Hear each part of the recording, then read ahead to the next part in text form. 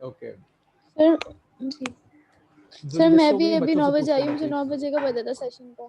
बंदा mobile on रखता है यार। सर एक और चीज ये सही, पूछनी ठीक थी है। कि ये जो केस स्टडी है, अगर हम किसी पर्टिकुलर कंपनी के ऊपर लिखना चाहें तो लिख सकते हैं? यार कर सकते हैं, एज कोई रूल नहीं है, बट नॉर्मली प्रैक्टिस की जा रही है जो but I have observe is कि वो इंडस्ट्री उठा रहे हैं, but there is no rule. जैसे case study on the automobile okay. Manufacturing company की बात हो रही है इसके अंदर, आप देखो सामने, तो if you are focusing on a company then definitely you can, but all the papers which we have gone through वो सारे के सारे हो रहे थे इंडस्ट्री पे। और हमारे भी थीसिस के बच्चों को हमने करवाया था ये, डॉक्टर ठीक इमरान है। और मेरे, तो उन्होंने भी इंडस्ट्री पे ही किया था, और वो एक दो पेपर्स के बड़े पॉजिटिव रिव्यूज आए पब्लिकेशन में, देर अबाउट टू बी पब्लिश्ड। अच्छा सर, इसमें कोई स्पेसिफिक कोई ऐसे एलिमेंट्स होते हैं, कोई ऐसी चीजें होती हैं जो हमने डालनी है, मतलब तो किस केस में तरीके से नहीं, मुझे? सर केस स्टडी का मुझे भी बता दें, क्योंकि मैंने नहीं सुना आपका स्टार्ट का ना थोड़ा, ये केस ओके स्टडी वाली बात बता दें दोबारा। यार देखो, सिंपली हमने 1 से 1.5 पैराग्राफ लिखना है about the industry on which you are working on.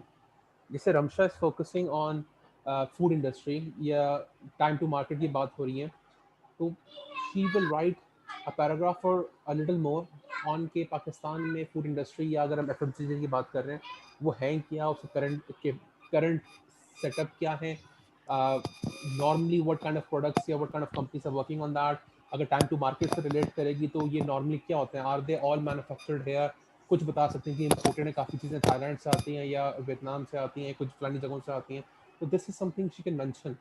तो ये थोड़ा सा लोकलाइज एलिमेंट आ जाएगा कि whatever you are doing, अभी तो हम लोग सारी बातें टेक्निकल कर रहे हैं ना, तो फिर इसमें थोड़ा सा ह्यूमनाइजेशन एलिमेंट आ जाता है कि आप लोगों ने whatever you are doing is actually focus on this industry and you actually know what the industry is, तो आप एक टच दे रहे हो इंडस्ट्री का। It's simply a sir paragraph और मैक्सिमम 2 सर जी। मेरा तो इस तरह व्लॉग, सर मेरा इन्फ्लुएंसर वगैरह है, जिस तरह इन्फ्लुएंसर्स पे काम कर रही हूँ स्किन केयर सेक्टर पे, तो मैं क्या स्किन लिखूंगी केयर केस स्टडी सेक्टर है में, ना क्या मेरी कौन जान, सी इंडस्ट्री पे फोकस करूंगी? स्किन केयर इंडस्ट्री तो आपने खुद सर अभी वो बोला है। हाँ, लेकिन सर उसमें ब्लॉगर वगैरह के बारे में मुझे बात करनी पड़ेगी, उनके लिंक से क्या प्रोडक्ट्स की सेल हो रही है, ऑर्गेनिक प्रोडक्ट्स ये सब कुछ। या देखो आप if you are talking about marketing भी, मार्केटिंग को हम डिफाइन नहीं कर रहे, we are talking about marketing in a specific domain. तो आप अगर इन्फ्लुएंसर्स की बात करें, जी you talking about influencers within the skin care domain. उनका जो डोमेन टू जी डोमेन उनकी प्रॉपर्टीज चेंज होती हैं। अगर आप इन्फ्लुएंसर की बात करते हो उस पर इलेक्ट्रॉनिक्स में ले जाओगे, there is a huge difference. उसी का फिटनेस में ले जाओगे, there is a huge difference. इसी तरह स्किन केयर में ले जाओगे, इट्स अ ह्यूज डिफरेंस। तो आपका जो डोमेन है दैट इज स्किन केयर, तो स्किन केयर पर आप फोकस करोगे।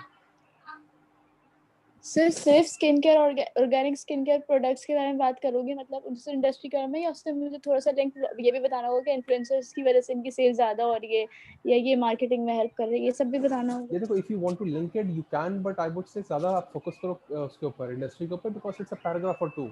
मैं 2 भी ज़्यादा कह रहा हूँ, इतना डिटेल में लिखना नहीं है, सिंपली थोड़ा सा इंट्रोडक्शन देना है। अगर आप देखो इसने फिर भी 2-2.5 पैराग्राफ लिखे हुए हैं, मगर हमने नॉर्मली 1 से 1.5 पैराग्राफ लिखना है, तो इतनी डिटेल में नहीं जाना।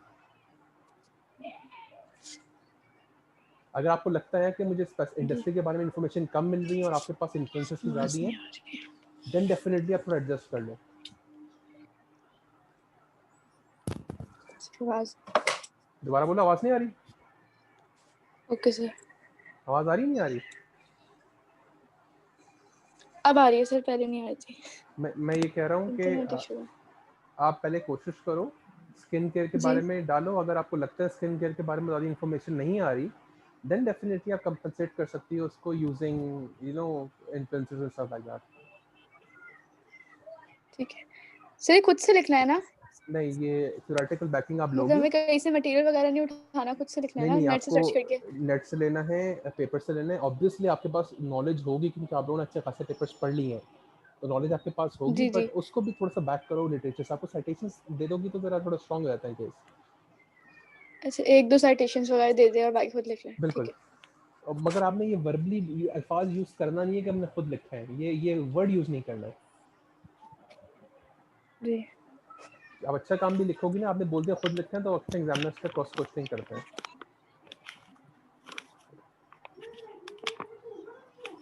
ये पता है आपको क्या है? No sir. ये जब आप एनालिसिस करोगे उसके आउटपुट में ये वेट्स आएंगे।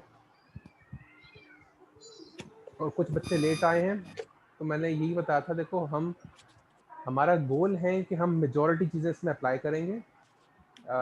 कुछ चीज़ें एक बेसिक से सॉफ्टवेयर से लग रही हैं, that will not be that difficult, जिसकी आपको वीडियो भी दी हुई है। उसका आगे आके इसके वेट्स जी। हम यूज़ कर सकते हैं in another software which is called MATLAB. अब मैटलैब कोई रॉकेट साइंस नहीं है, बट हमें देखना पड़ेगा कौन से बच्चे ज़्यादा अच्छा काम कर रहे हैं या उनकी कॉम्पिटेंस नज़र आ रही है। आई नो एटलीस्ट 2 बच्चों को तो मुझे पता है हु आर हाईली कॉम्पिटेंट। तो वो अगर करेंगी तो ऑब्वियसली मैं मैटलैब में शेयर कर दूंगा, I will tell them what to do. उनका अगर मैटलैब पे पूरा फजी वजी एनालिसिस हो जाएगा तो उनका तो समझ लो पब्लिकेशन के चांसेस 90+ हो गए। जो उस लेवल तक नहीं आ सकते तो we will do whatever we can, तो उसकी आपको टेंशन लेने की जरूरत नहीं है।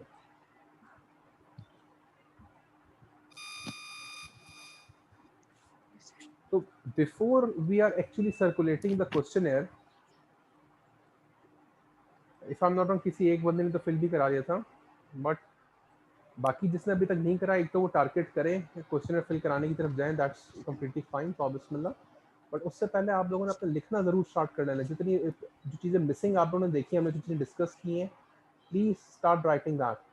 मैंने अभी बच्चों को बताया था, कुछ बच्चे लेट आए हैं, बच्चे तो द रॉन्ग वर्ड, स्टूडेंट्स को जो मैंने बताया था कि you have done a lot of things, but कुछ चीज़ें आप लोगों ने मिस की हुई हैं। We have to replicate this paper as closely as possible.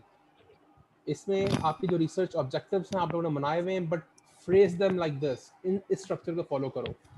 Secondly, आपने रिसर्च गैप्स नहीं बनाए हुए, रिसर्च के प्रॉब्लम स्टेटमेंट नहीं बनाए। Read this and keep this in mind when you are making your research gap.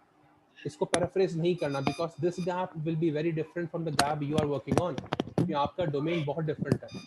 इसी तरह प्रॉब्लम स्टेटमेंट पढ़ो, इसको देख के समझो और फिर अपने पेपर का प्रॉब्लम स्टेटमेंट बनाओ।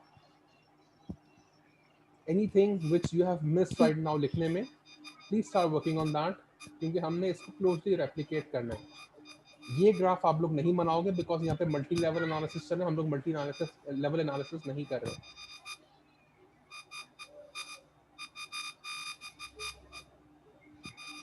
यहाँ पे आप लोगों ने केस बनाने, 2 पैराग्राफ्स बनाने।